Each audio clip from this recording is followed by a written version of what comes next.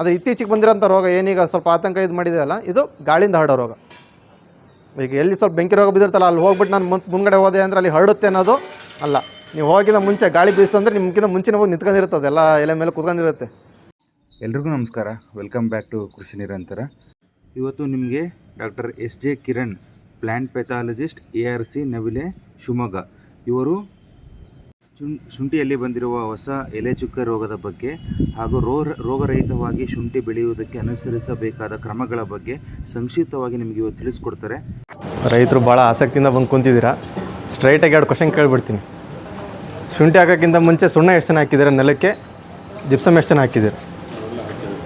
ಸುಣ್ಣ ಎಷ್ಟು ಜನ ಹಾಕಿದ್ದೀರಾ? ಎಲ್ಲರೂ ಸುಣ್ಣ ಹಾಕಿದ್ದೀರಾ? 1 ಎಕರೆಗೆ 2 ಚೀಲ. ಯಾಕೆ ಅಂದರೆ ನೀವೇನೇ ಬಿತ್ತನೆ ಮಾಡಿ ಮಣ್ಣಿನ ಆರೋಗ್ಯ ತುಂಬ ಮುಖ್ಯ. ನೀವು ಮಣ್ಣನ್ನು ಸರಿಯಾಗಿ ಇಟ್ಕೊಳ್ದಂಗೆ, ಈಗ 7 ರಸಸಾರ ಅಂತ ಹೇಳ್ತೀವಿ. ನಮಗೆ ಕೇಳೋದವ್ರು ಕಲಿಸ್ಕೊಟ್ಟಿರೋ ವಿದ್ಯೆಗಳಲ್ಲಿ ಕೆಟ್ಟ ವಿದ್ಯೆ ಅಂದರೆ ಮಣ್ಣಿನ ಪರೀಕ್ಷೆ ಮಾಡಿಸ್ದಂಗೆ ಸುಣ್ಣ ಹಾಕ್ಬೇಕು, ಜಿಪ್ಸಮ್ ಹಾಕ್ಬೇಕಂತ ಹೇಳಿಲ್ಲ ಅವರು. ಅವ್ರ ಮಣ್ಣಿಗೆ ಸುಣ್ಣ ಬೇಕು. ಹೆಚ್ಚು ಮಳೆ ಬೀಳುತ್ತಲ್ಲಿ ಅದೇನೋ ಗೊಬ್ಬರ ಕೊಟ್ಟರು ಎಲ್ಲ ತೊಳೆದು ಹೋಗ್ತಾ ಇರುತ್ತೆ. ಅಲ್ಲಿ ಆಮ್ಲೀಯ ಮಣ್ಣು ಅಂತ ಹೇಳ್ತೀವಿ, ಅಸಿಡಿಕ್ ಸಾಯಿಲ್ ಅಂದರೆ ಹುಳಿಯ ಮಣ್ಣು ಜಾಸ್ತಿ ಇರುತ್ತಲ್ಲಿ. ನಮ್ಮ ಮಲೆನಾಡಲ್ಲಿ ಹೋದ್ರೆ ಹುಳಿ ಮಣ್ಣು ಇರುತ್ತೆ. ಅದಕ್ಕೆ ನಾವು ಅವ್ರ ಅಡಿಕೆ ಮಣ್ಣು ಪರೀಕ್ಷೆ ಮಾಡಿಸೋದೇ ಬೇಡ, ನೀವು ಸುಣ್ಣ ಹಾಕಿ ನೀವು ಎಕರೆಗೆ 2 ಕ್ವಿಂಟಲ್ ಅಂತ ಹೇಳ್ತೀವಿ. ಆದರೆ ನಮ್ಮಲ್ಲಿ ಹಂಗಲ್ಲ. ವಿದ್ಯೆಗಳು ವಿದ್ಯೆನೇ, ಅವ್ರ ವಿದ್ಯೆನ ಇಲ್ಲಿ ಅಲ್ಲ. ಯಾಕೆಂದರೆ ಇಲ್ಲಿ ಮಣ್ಣು ಬೇರೆ, ಇಲ್ಲಿ ಹವಾಗುಣ ಬೇರೆ, ಇಲ್ಲಿ ಮಳೆ ಬೇರೆ, ಇಲ್ಲಿ ಬೆಳೀತಕ್ಕಂಥ ಬೆಳೆಗಳು ಬೇರೆ. ಯಾಕೆ ನಾವು ಸತತವಾಗಿ ನಾವು DAP ಗೊಬ್ಬರ ಹಾಕಿ ಬೆಳೆದಿರ್ತೀವಿ ಜೋಳನ. ಅದನ್ನೆಲ್ಲ ನೆಕ್ಸ್ಟ್ ಶುಂಠಿ ರೇಟ್ ಆಗ್ಬೋದು ಅನ್ನೋ ಆಸೆ, ಒಂದು ನಿರೀಕ್ಷೆಯಿಂದ ನಾವು ಶುಂಠಿ ಹಾಕಿರ್ತೀವಿ. ಅವಾಗೇನಾಗುತ್ತೆ, ನೀವು ಸತತವಾಗಿ ನೀವು ಫಾಸ್ಫರಸ್ DAP ಗೊಬ್ಬರನ ಹಾಕ್ತಿದ್ದೀರಿ ಅಂದರೆ ಮಣ್ಣಲ್ಲಿ ರಸಸಾರ ಜಾಸ್ತಿ ಆಗುತ್ತೆ. ಅಂಥ ಮಣ್ಣಿಗೆ ಮತ್ತೆ ತೊಗೊಂಡೋಗಿ ನೀವು ಸುಣ್ಣ ಹಾಕಿದ್ರಿ ಅಂದರೆ ಇನ್ನೂ ಹಾಳಾಗುತ್ತೆ ಮಣ್ಣು. ಅದಾದಮೇಲೆ ನೀವು ಎಷ್ಟೇ 1 ಎಕರೆಗೆ ನೀವು 4 ಗೊಬ್ಬರ ಕೊಟ್ಟಾಗ ಪ್ರತಿ ಸತಿ 4 ಚೀಲ ಗೊಬ್ಬರ ಹಾಕಿದ್ರೂ ಶುಂಠಿ ತಗೊಳ್ಳಲ್ಲ. ಅದರಲ್ಲಿ ಮತ್ತೆ ಸುಣ್ಬುರ್ಲಿ ಕಲ್ಲು ಇರುತ್ತೆ, ಸ್ವಲ್ಪ ಎರೆನೆಲದಲ್ಲಿ ಸುಣ್ಬುರ್ಲಿ ಕಲ್ಲು ಬರುತ್ತೆ. ಅಂಥ ಮಣ್ಣಿಗೆ ತೊಗೊಂಡೋಗ್ಬಿಟ್ಟು ನೀವು ಸುಣ್ಣ ಹಾಕಿದ್ರಿ ಅಂದರೆ ಶುಂಠಿ ಬೆಳ್ಳಗಿರುತ್ತೆ ಹೊರತು ಹಚ್ಚಕ್ಕೆ ಬರೋಲ್ಲ. ನೋಡಿರ್ತೀರ ರೈತರು. ಏನಪ್ಪ ಅಂದರೆ ನೀವು ಮಣ್ಣು ಈಗ ಹೆಚ್ಚಿನ ಜನ ಹೇಗಾಗಿದೆ ಅಂದರೆ, ಶುಂಠಿ ವಾಸ್ತವ ಮಾತಾಡ್ತೀನಿ, ಏನೋ ಇರೋಂಥದ್ದನ್ನು ಮಾತಾಡ್ತೀನಿ ಹೊರತು ಏನೋ ಬುಕ್ಕಲ್ಲಿರೋದು ಬೇಡ ಸದ್ಯಕ್ಕೆ. ಯಾಕೆಂದರೆ ನೇರವಾಗಿ ಮಾತಾಡ್ಬಿಡೋಣ. ಗದ್ದೆ ನಿಮ್ಮದು ಸ್ವಂತ ಜಮೀನಲ್ಲಿ ಮಾಡೋದು ಸ್ವಲ್ಪ ಕಡಿಮೆ ಆಗಿದೆ ಇವಾಗ. ಎಲ್ಲ ಲೀಸಿಗೆ ತಗೊಂಡ್ಬಿಟ್ಟು ಮಾಡೋದೇ ಜಾಸ್ತಿ ಆಗಿದೆ. ನೀವು ಗದ್ದೆ ನೋಡೋಕ್ಕೆ ಇವತ್ತು ನಾಳೆ ಶುಂಠಿ ಹಾಕ್ತೀನಿ ಅಂದರೆ ಇವತ್ತು ಬೆಳಗ್ಗೆ ಹೋಗಿ ನೋಡ್ತೀರಾ? ಇಲ್ಲ, 1 ತಿಂಗಳು ಮುಂಚೆ ನಾವು ನೋಡ್ತೀರ. ನೀವು ಹಾಗಿತ್ತು ಅಂದ್ರೂ 1 ತಿಂಗಳು 2 ತಿಂಗಳು ಮುಂಚೆ ಹೋಗಿರ್ತೀರಲ್ಲ, ಒಂದು ಹಿಡಿ ಅರ್ಧ kg ಅಷ್ಟು ಮಣ್ಣು ತಗೊಂಬನ್ನಿ, ಎಲ್ಲ ಓಡಾಡಿ ಸ್ವಲ್ಪ ಮಣ್ಣು ತಗೊಂಡು ಆ ಮಣ್ಣನ್ನು ಪರೀಕ್ಷೆ ಮಾಡಿಸಿ. ನೀವು ಆ ಜಮೀನು ತಗೊಂತಿರೋ ಬಿಡ್ತಿರೋ ಸೆಕೆಂಡ್ರಿ. ನೀವು 350 ರೂಪಾಯಿ ಖರ್ಚು ಮಾಡಿದರೆ ನಿಮಗೆ ಎಲ್ಲ ನ್ಯೂಟ್ರಿಯೆಂಟ್ಸ್ಗಿಂತ ಜಾಸ್ತಿ ನೀವು ಮಣ್ಣಿಗೆ ಸುಣ್ಣ ಹಾಕ್ಬೇಕಾ ಜಿಪ್ಸಮ್ ಹಾಕ್ಬೇಕಾ ಅಂತ ಗೊತ್ತಾಗ್ಬಿಡುತ್ತೆ. ಅದೇ ಈಗ ನನಗೆ ಈಗ ರಸಸಾರ ಈಗ ಸುಣ್ಬುರ್ಲಿ ಕಲಿತು ಅಂದರೆ ನೀವು ಸೀದಾ ಜಿಪ್ಸಮ್ ಹಾಕ್ಕೊಂಡ್ಲೇಬೇಕಾಗುತ್ತೆ. ಅಂಥ ಮಣ್ಣಿಗೆ ನೀವು ಸುಣ್ಣ ಹಾಕೋ ಅವಶ್ಯಕತೆ ಇಲ್ಲ. ಈಗ ಜಿಪ್ಸಮ್ ಹಾಕ್ತೀನಿ, ಸುಣ್ಣನ ಹಾಕ್ತೀನಿ, 2 ಹಾಕ್ತೀನಿ ಅಂದರೆ ಮಣ್ಣು ನಿಮ್ದು ಹಳೆ ಮಣ್ಣು ಹೆಂಗಿರುತ್ತಲ್ಲ ಹಾಗೆ ಇರುತ್ತೆ. ನೀವು ಸುಮ್ಮನೆ ಹೊತ್ಕೊಂಬಂದು ಹಾಕಿದ್ದಷ್ಟೇ, ನಿಮ್ಮ ಮೈ ಬೆಳ್ಳು ಮಾಡ್ಕೊಂಬಂದು ಹಾಗೆ ಹಾಕಿದಂಗೆ ಅಷ್ಟೇ, ಮುಗಿಗೆ ಕರ್ಚಿಫ್ ಕಟ್ಕೊಂಡು ಏನು ಉಪಯೋಗ ಆಗೋಲ್ಲ. ಆದ್ದರಿಂದ ಮಣ್ಣು ಪರೀಕ್ಷೆ ಮಾಡಿಸಿ. ಮಣ್ಣು ಪರೀಕ್ಷೆ ಕೊಟ್ಟರೆ ಅಂದರೆ ನೀವು ಶಿವಮೊಗ್ಗ ರೋಡಿಗೆ, ಶಿವಮೊಗ್ಗ ಸಿಟಿಗೆ ಹೋಗೋದು ಬೇಡ. ನೀವು ಕಾಲೇಜ್ ಸ್ಟಾರ್ಟಿಂಗ್ ನವಲೆಲ್ಲೇ ಸಿಗುತ್ತೆ, ಅಲ್ಲೇ ಕೊಟ್ಟರೆ ಸಾಕು. 15ರಿಂದ 20 ದಿವಸದೊಳಗೆ ಕೊಡ್ತಾರೆ. ಅದು ನೋಡ್ಕೊಂಬಿಟ್ಟು ನೀವು ಶುಂಠಿ ಹಾಕೋಕ್ಕಿಂತ 1 ವಾರ ಮುಂಚೆ ಸುಣ್ಣ ಬೇಕಿದ್ರೆ ಸುಣ್ಣ, ಜಿಪ್ಸಮ್ ಬೇಕಿದ್ರೆ ಜಿಪ್ಸಮ್. ಇದಕ್ಕೆ ನೀವು 1000 ರೂಪಾಯಿ ಖರ್ಚು ಮಾಡೋ ಅವಶ್ಯಕತೆ ಇಲ್ಲ. 50 ರೂಪಾಯಿ 100 ರೂಪಾಯಿಗೆ ಸುಣ್ಣ ಸಿಗುತ್ತೆ, 150 ರೂಪಾಯಿಗೆ 200 ರೂಪಾಯಿಗೆ ಜಿಪ್ಸಮ್ ಸಿಗುತ್ತೆ. ಎಕರೆಗೆ 2 ಕ್ವಿಂಟಲ್. ಅದು ಭಾಳ ಹುಳಿ ಇತ್ತು ಮಣ್ಣು ಅಂದರೆ ನೀವು ಸ್ವಲ್ಪ ಜಾಸ್ತಿ ಸುಣ್ಣ ಹಾಕ್ಕೊಬೇಕಾಗುತ್ತೆ. pH ಜಾಸ್ತಿ ಇತ್ತು, ರಸಸಾರ ಜಾಸ್ತಿ ಇತ್ತು, ಆಮ್ಲೀಯ ಕ್ಷಾರೀಯ ಮಣ್ಣಿತ್ತು ಅಂದರೆ ಜಿಪ್ಸಮ್ ಚೆನ್ನಾಗಿ ಹಾಕ್ಕೊಬೇಕಾಗುತ್ತೆ. ಇದು ಫಸ್ಟು. ನೀವು ಮಣ್ಣನ್ನು ಚೆನ್ನಾಗಿ ಯಾವಾಗ ಹಿಡ್ಕೊಂಡು ನೀವು ಎಷ್ಟೇ ಗೊಬ್ಬರ ಕೊಟ್ಟರು, ಶುಂಠಿ ಹೆಂಗೆ ಅಂದರೆ ರಾಕ್ಷಸ ಬೆಳೆ. ನಿಮ್ಮ ಮಣ್ಣಲ್ಲಿರ್ತಕ್ಕಂಥ ಗೊಬ್ಬರ ಏನೆಲ್ಲ ಹೀರ್ಕೊಳ್ಳುತ್ತದೆ. ಅದಕ್ಕೆ ಪೂರಕವಾದಂಥ ಮಣ್ಣಿನ ಆರೋಗ್ಯ ಮೇಂಟೈನ್ ಮಾಡೋದು ನಮ್ಮ ಕೈಲಿರುತ್ತೆ ಬಿತ್ತನೆಗಿಂತ ಮುಂಚೆ. ಇದ್ರ ಜೊತೆಗೆ ಅದೇ ಹೇಳಿದೆ, ಮಣ್ಣಿನ ರಸಸಾರ ಏರುಪೇರಾದಾಗ ಪೊಟ್ಯಾಷ್ ಗೊಬ್ಬರ ನೀವು ಎಷ್ಟೇ ಕೊಡ್ತೀರಲ್ಲ ಅದು ಗಿಡಕ್ಕೆ ಸಿಗೋಲ್ಲ. ಪೊಟ್ಯಾಷ್ ಗೊಬ್ಬರ ಯಾವಾಗ ಗಿಡಕ್ಕೆ ಸಿಗದೆ ಸ್ವಲ್ಪ ಕುಂಠಿತ ಆಗುತ್ತಲ್ಲ, ಆವಾಗ ರೋಗಕ್ಕೆ ಭಾಳ ತುತ್ತಾಗುತ್ತೆ. ಶುಂಠಿ ಆಗಿರ್ಬೋದು ಅಥವಾ ಯಾವುದೇ ಬೆಳೆ ತಗೊಳ್ಳಿ, ಜೋಳ ಆಗಿರ್ಬೋದು, ಅಡಿಕೆ ಆಗಿರ್ಬೋದು. ಅಡಿಕೆಗೆ ಪೊಟ್ಯಾಷ್ ಜಾಸ್ತಿ ಕೊಡ್ರಿ ಅಂತ ಹೇಳ್ತೀವಿ. ಪೊಟ್ಯಾಷ್ ಕೊಟ್ಟಷ್ಟು ಗಿಡಗಳಲ್ಲಿ ರೋಗ ನಿರೋಧಕ ಶಕ್ತಿ ಜಾಸ್ತಿ ಆಗುತ್ತೆ. ನಮಗೆ ಕೊರೋನಾ ಬಂದಿದ್ದ ಟೈಮಲ್ಲಿ ವ್ಯಾಕ್ಸಿನ್ ಕೊಟ್ಟರು. ಕೊರೋನಾ ಸಾಯಿಲಿ ಅಂತ ವ್ಯಾಕ್ಸಿನ್ ಅಲ್ಲ ಅದು. ಅದಕ್ಕೆ ಅಪೋಸಿಟಾಗಿ ನಮ್ಮ ಬಾಡಿಯಲ್ಲಿ ರೋಗ ನಿರೋಧಕ ಶಕ್ತಿ ಬೆಳೀಲಿ ಅಂತೇಳ್ಬಿಟ್ಟು, ಅದೆಷ್ಟೇ ಬಂದರೂ ತಡ್ಕೊಳ್ಳೋಂಥ ಶಕ್ತಿ ನಮ್ಮಲ್ಲಿ ಬರಲಿ ಅಂತೇಳ್ಬಿಟ್ಟು ನಮಗೆ ವ್ಯಾಕ್ಸಿನ್ ಕೊಟ್ಟಿದ್ದಾರೆ ಹೊರತು ಕೊರೋನಾ ಬಂದ ತಕ್ಷಣ ಉಸಿರಾಡಿದ ತಕ್ಷಣ ಅದು ಸಾಯಿಲಿ ಅಂತ ಕೊಟ್ಟಿರಲ್ಲ. ಅದಕ್ಕೆ ಪೊಟ್ಯಾಷ್ ಗೊಬ್ಬರ ನೀವು ಚೆನ್ನಾಗಿ ಕೊಡ್ಕೊಳ್ಳೋದ್ರಿಂದ ಏನಾಗುತ್ತೆ, ಗಿಡದಲ್ಲಿ ರೋಗ ನಿರೋಧಕ ಶಕ್ತಿ ಜಾಸ್ತಿ ಆಗುತ್ತೆ. ಈ ಥರ ಹೊಸದಾಗಿರೋ ರೋಗಗಳು ಏನೇ ಬಂದರೂ ಕೂಡ ಕಂಟ್ರೋಲ್ ಆಗೋಂಥದ್ದು ಗಿಡದಲ್ಲಿ ಅಭಿವೃದ್ಧಿ ಆಗುತ್ತೆ. ಜೊತೆಗೆ ಈ ಹೊಸ ರೋಗ ಏನಕ್ಕೆ ಬಂತು, ಪ್ರಮುಖವಾಗಿ ನಮಗೆ ಶುಂಠಿಲಿ ಚಾಲೆಂಜಿಂಗ್ ಅಂದರೆ 3 ರೋಗ. ಒಂದು ಕೆಂಪುಕೊಳೆ, ಇನ್ನೊಂದು ಬಾಡ್ಕೊಳೆ. ಇದೆರಡು ಮೊದಲಿಂದ ಇದ್ದಂಥವು. ಏನಪ್ಪ ನಾವು ಶುಂಠಿ ಆರೋಗ್ಯವಂತ ಬೀಜ ತೊಗೊಂಬಂದ್ವಿ ಅಂದರೆ ಇದೆರಡು 90% ನಮಗೆ ಹೋದಂಗೆ ಬರೋದಿಲ್ಲ, ಗದ್ದೆ ತನಕ ಬರೋಲ್ಲ. ನಮ್ಮ ಕೈಲೇ ಇರುತ್ತೆ. ಚೆನ್ನಾಗಿರೋ ಶುಂಠಿ ತೊಗೊಂಬಂದ್ಬಿಟ್ಟು ಒಳ್ಳೆ ಬೀಜೋಪಚಾರ ಮಾಡಿದ್ವಿ, 15-20 ದಿವಸ ಬಿಟ್ಬಿಟ್ಟು ಅದು ಬತ್ತಿ ಬಸ್ಟಾಗಿರ್ತಕ್ಕಂಥ ಬೀಜ ತೆಗೆದು ಚೆನ್ನಾಗಿರ್ತಕ್ಕಂಥ ಸ್ವಲ್ಪ ಮೊಳಕೆಯಲ್ಲಿ ಸ್ಟಾರ್ಟ್ ಆಗಿರ್ತಕ್ಕಂಥ ಬೀಜ ತೊಗೊಂಡು ನಾವು ನಾಟಿ ಮಾಡಿದ್ವಿ ಅಂದರೆ 90% ನಿಮ್ಮ ಗದ್ದೆ ಒಳಗೆ ಹೋಗಲ್ಲ. ಅದು ಬಂದ್ರೂ ಕೂಡ ಎಲ್ಲ 10% ಮಣ್ಣಿಂದ ಬಂದಿರ್ಬೋದು. ಬಿಟ್ಟರೆ ನಮ್ಮ ಏನು ಕಲ್ಚರಲ್ ಆಪ್ರೇಷನ್ಸ್ ಅಂತ ಏನು ಹೇಳ್ತೀವಿ, ನಾವೇನು ವ್ಯವಸಾಯ ಮಾಡ್ತೀವಲ್ಲ ಅದ್ರ ಮುಖಾಂತರ ಎಲ್ಲ ಒಂದು 10% ಬರ್ಬೋದು. ಬಿಟ್ಟರೆ ಇನ್ನು 90% ನಿಮಗೆ ಬೀಜದಿಂದನೇ ಬರೋದು. ಬಾಡ್ಕೊಳೆ ಆಗಿರ್ಬೋದು, ಕೆಂಪುಕೊಳೆ ಅಂತೂ 100% ಅದು ಬೀಜದಿಂದನೇ ಬರೋದು. ಬಿಟ್ಟರೆ ಇನ್ನೇನು ಸ್ವಲ್ಪ ನೀರು ಹತ್ತಿ ನೀರು ನಿಂತ್ಕೊಂಡು ಮತ್ತು ಬೇರೆ ಕಡೆಯಿಂದ ನೀರು ಬಂದ ಹತ್ರ ಕೊಳೆ ನೀರು ಏನು ಹೋಗಿರುತ್ತೆ, ಮತ್ತು ಸ್ವಲ್ಪ ಕೆರೆ ನೀರು ಆ ಥರದ್ದೆಲ್ಲ ಏನು ಯೂಸ್ ಮಾಡಿರ್ತೀರ ಅಂಥ ಕಡೆ ಸ್ವಲ್ಪ ಕೆಂಪುಕೊಳೆ ರೋಗ ಬರೋದಿರುತ್ತೆ. ಬಾಡ್ಕೊಳೆ ಏನಿದೆ ಇದು ಬೀಜದಿಂದನೇ 70% ಬರೋದು. ಜೊತೆಗೆ ಒಂದು ಸೊಳ್ಳೆ ಬರುತ್ತೆ, ರೈಸಮ್ ಫ್ಲೈ ಅಂತ ಹೇಳ್ಬಿಟ್ಟು, ಅದ್ರ ಮುಖಾಂತರ ಇದು ಬರುತ್ತೆ. ಜೊತೆಗೆ ಇದು ಸ್ವಲ್ಪ ಗಾಳಿ ಮುಖಾಂತರ ಹರಡೋದ್ರಿಂದ ಮಣ್ಣು ತುಂಬ ಮುಖ್ಯ. ಈ 2 ರೋಗಗಳೇನಿದ್ದಾವೆ ಇವು ಮಣ್ಣಿಂದ ಹರಡೋ ರೋಗ. ಶುಂಠಿ ಹೊಲದಲ್ಲಿ ಅದಕ್ಕೆ ಚಪ್ಪಲಿ ಹಾಕೊಂಡು ಹೋಗಲ್ಲ, ಕೊಳೆ ಬಂದಿದ್ದ ಕಡೆ ಓಡಾಡಿದ್ರೆ ಮತ್ತೆ ಚೆನ್ನಾಗಿರೋ ಶುಂಠಿ ಕಡೆ ಹೋಗಲ್ಲ. ಯಾಕಪ್ಪ ಅಂದರೆ ನಾವೆಲ್ಲಿ ಓಡಾಡ್ತೀವಿ ಮಣ್ಣಲ್ಲಿರುತ್ತೆ ರೋಗಾಣುಗಳು, ನಮ್ಮ ಕಣ್ಣಿಗೆ ಕಾಣಲ್ಲ. ಅವು ಸೂಕ್ಷ್ಮಾಣು ಜೀವಿಗಳು ಅಂತ ಹೇಳ್ತೀವಿ. ಇವು ರೋಗ ಏನು ತರುತ್ತಲ್ಲ, ಶುಂಠಿ ಬಾಡ್ಕೊಳೆ ಬಂದಿರುತ್ತೆ, ಗೆಡ್ಡೆ ಎಲ್ಲ ಮೊಸರಾಗಿ ಹೋಗಿರುತ್ತೆ, ನಮ್ಮ ಕಣ್ಣಿಗೆ ಕಾಣ್ತಿರಲ್ಲ. ಆದರೂ ಅದು ಬ್ಯಾಕ್ಟೀರಿಯಾ. ಅದು ಹೇಗಿರುತ್ತಪ್ಪ ಅಂದರೆ ನಾವು ಹೆಪ್ಪೆ ಹಾಕ್ತೀವಲ್ಲ ಮೊಸರಿಗೆ, ಆ ರೂಪದಲ್ಲಿರುತ್ತೆ ಬ್ಯಾಕ್ಟೀರಿಯಾ, ದುಂಡಾಣು ಅಂತ ಹೇಳ್ಬಿಟ್ಟು ಹೇಳ್ತೀವಿ. ಆ ರೂಪದಲ್ಲಿರುತ್ತೆ, ನಮ್ಮ ಕಣ್ಣಿಗೆ ಕಾಣಲ್ಲ. ಅವು ನಮ್ಮ ಕಣ್ಣಿಗಿಂತ ತುಂಬ ಸೂಕ್ಷ್ಮವಾಗಿರ್ತವೆ. ಅವು ಮೈಕ್ರೋಸ್ಕೋಪಲ್ಲಿ ಇಟ್ಟಾಗ ಅವೆಲ್ಲ ಅಬ್ಸರ್ವ್ ಮಾಡ್ಬೋದು ನಾವು. ಆದ್ದರಿಂದ ಇದು ಮಣ್ಣಿಂದ ಹರಡ್ತಕ್ಕಂಥ ರೋಗ. ಆದ್ದರಿಂದ ಇದು ಗಾಳಿಯಿಂದ ಹರಡೋ ರೋಗ.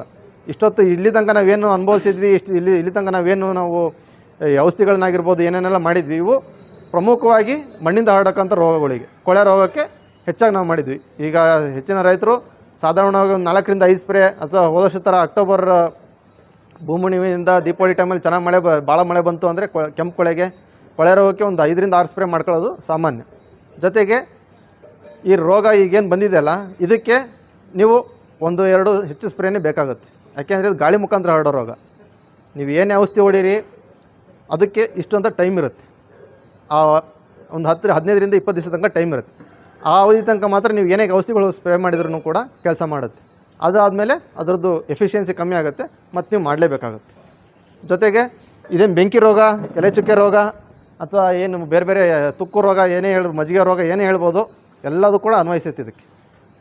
ಯಾಕೆಂದರೆ ನಾವು ಭತ್ತದಲ್ಲಿ ನೋಡಿರ್ತೀವಿ, ಬೆಂಕಿ ರೋಗ ನೋಡಿರ್ತೀರಾ, ಹೊಡೆಯುತ್ತೆ ಬರೋಕ್ಕೆ ಅಂತ ಇನ್ನೊಂದು ಸ್ವಲ್ಪ ದಿವಸ, ಒಂದು 10 ದಿವಸ ಮುಂಚೆ ಇತ್ತು ಅಂದರೆ ಬೆಂಕಿ ರೋಗ ಕಾಣಿಸ್ತಿತ್ತು.